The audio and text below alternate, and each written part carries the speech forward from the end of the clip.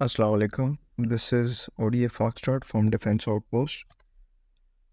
Today we're gonna talk about GF-17 Block 3 and particularly in this topic हम लोग बात करेंगे PL-15 और PL-10E के बारे में, जो कि आपने सुना होगा कि these are one of the defining features of the new Block 3 model of the GF-17 Thunder.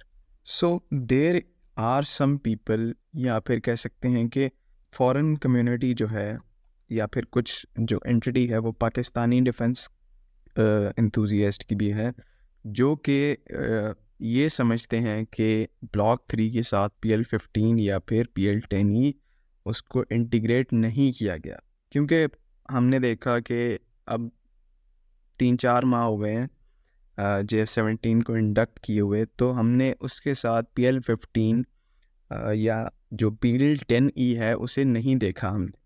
और रिसेंटली दुबई एयर शो 2023 में भी GF-17 ब्लॉक 3 के स्टैटिक डिस्प्ले में सिर्फ ST-10 और PL-5 मिसाइल्स मौजूद थी, लेकिन यहाँ पर ना तो PL-10E मौजूद थी ना ही PL-15 मौजूद थी। तो कई पर्टिकुलरली इंडियंस ने ये प्रोपेगेंडा किया कि GF-17 block 3 has not been inducted with the PL-15 और PL-10E। तो आज हम इसको थोड़ा सा सॉल्व करने की कोशिश करेंगे और आपको बताएंगे कि क्या वाकई PL-15 जो है पाकिस्तान के GF-17 ब्लॉक 3 के साथ इंडक्टेड है या नहीं। So before going to the topic हमें पहले ये समझना पड़ेगा कि PL-15 की ज़रूरत क्यों पेश आई हमें। सो जैसा कि आप लोगों को पता है कि when 27 February operation Swift retort happened, उस टाइम पर पाकिस्तान एयरफोर्स के पास बियॉन्ड विजुअल रेंज मिसाइल्स के अंदर जो एक एडवांटेज था वो था AIM-120C5 की सूरत में, जिसकी इफेक्टिव रेंज उस टाइम 105 से 120 किलोमीटर की थी। तो उस टाइम हमारे पास एडवांटेज था और उस एडवांटेज को अलॉन्ग विद द प्रोफेशनलिज्म उसको कैश करवाया गया, and subsequently we shot down a Su-30 and a MiG-21. So after that swift retort, Indian Air Force recognized their lapses in the capability. एक तो उन्होंने ये किया कि उन्होंने अपने जो Su-30 MKs के साथ हैं उनकी इंडिजिनस अस्त्र BVR को उन्होंने इंकॉपरेट किया, which are still not as capable as the AIM-120C5, लेकिन उसमें ऐसा था कि उसी टाइम पर इंडिया को राफेल्स की डिलीवरी शुरू हो गई थी, जिनके साथ ऑब्वियसली उनको मीटियोर BVR मिली। बट जो इंडिया के पास मीटियोर है वो असल फ्रेंच मीटियोर का एक टोन डाउन वेरिएंट है, because India was going to use these weapons against China, potentially China. So France ने कंसर्न्स रेज किए थे और इस मिसाइल को थोड़ा सा टोन डाउन करके इंडिया को दिया गया था। वैसे तो राफेल पूरा ही टोन डाउन है उनके जो स्टैंडर्ड राफेल वेरिएंट्स हैं उनसे, लेकिन फिर भी उसमें इंडिया ने अपनी थोड़ी सी अपग्रेडेशन करवा के उसको थोड़ा सा केपेबल बना लिया था, but not as capable to French Rafales. अब जो इंडियन एयरफोर्स की BVR हिटिंग कैपेबिलिटी थी वो इंक्रीज हो गई 140 किलोमीटर्स की हो गई थी with meteor BVR missile. Obviously PAF को एक ऐसा एयरक्राफ्ट चाहिए था, एक ऐसी मिसाइल चाहिए थी कि जो कि मीटियर से ज़्यादा दूर तक हिट कर सके और एक ऐसा प्लेटफॉर्म जो कि इसे इफेक्टिवली फायर कर सके या इसको डिलीवर कर सके। तो GF-17 वाज दैट प्लेटफॉर्म, क्योंकि राफेल की एक्विजिशन की जो खबरें हैं वो काफ़ी पहले से चल रही थी 2014-15 से।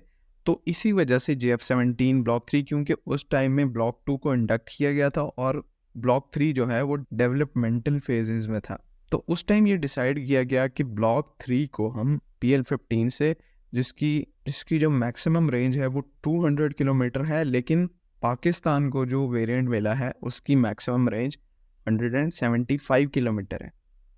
PAC एंड CAC डिसाइडेड कि हम GF-17 ब्लॉक 3 के अंदर PL-15 को इंटीग्रेट करेंगे, और क्योंकि GF-17 ब्लॉक 3 के साथ एक हेलमेट माउंटेड साइट, जो advance helmet mounted queuing system है, उसको इंटीग्रेट किया जाना था, तो इट वाज बेस्ट कि उसमें हाई ऑफ बोर मिसाइल को भी इंडक्ट किया जाता। सो इस वजह से उसी टाइम पर PL-10E को इंडक्ट करने का फैसला किया गया, जो कि दुनिया की best high of bore missiles में से एक है। लेकिन यहाँ पर हमें एक ट्विस्ट देखने को मिला यूक्रेन रशिया वॉर की सूरत में, जो कि फरवरी 2022 के अंदर शुरू हुई और जिसकी वजह से हमें ब्लॉक 3 की जो प्रोडक्शन है उसमें थोड़ा सा डिले देखने को मिला।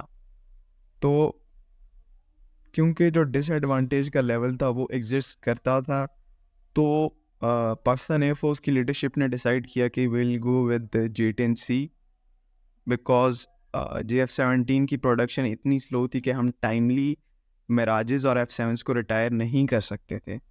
It was a sensible decision to have an other platform in the game कि टाइमली हम दोनों एयरक्राफ्ट की मदद से जो हमारे लेस फिजिबल एयरक्राफ्ट हैं उनको रिटायर कर सकें। अभी आप जो पिक्चर देख रहे हैं वो JF-17 ब्लॉक 3 के प्रोटोटाइप की है, जो कि PL-10E मिसाइल के साथ उसकी विंग टिप पे लगी हुई है और वो फ्लाई कर रहा है। ये बेसिकली चेंगडू में टेस्टिंग फेज में ये फ़ोटो ली गई थी।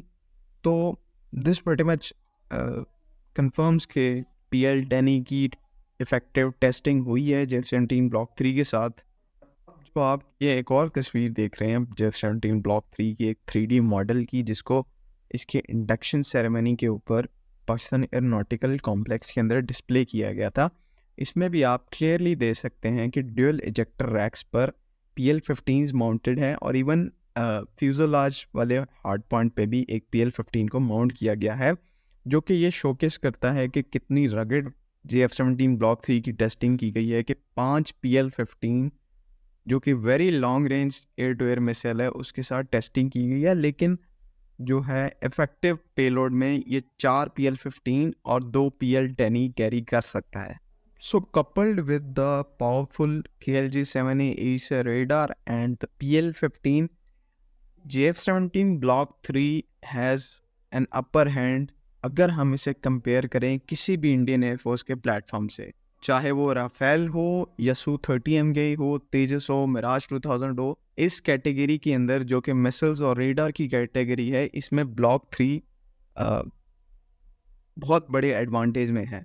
ऑब्वियसली रेंज के मामले में, एंड्योरेंस के मामले में Rafale and Su-30MK are both superior platform क्योंकि साइज़ में बड़े हैं और एक बिल्कुल ही अलग कैटेगरी के एयरक्राफ्ट है, तो उसमें वो लोग बिल्कुल सुपीरियर हैं। लेकिन मिसाइल्स और रेडार के मामले में जो JF-17 ब्लॉक 3 है, it's far ahead against these aircraft. तो thanks for watching the video. अगर आपको वीडियो पसंद आई तो please make sure to like this video and subscribe to our channel. अल्लाह हाफिज़।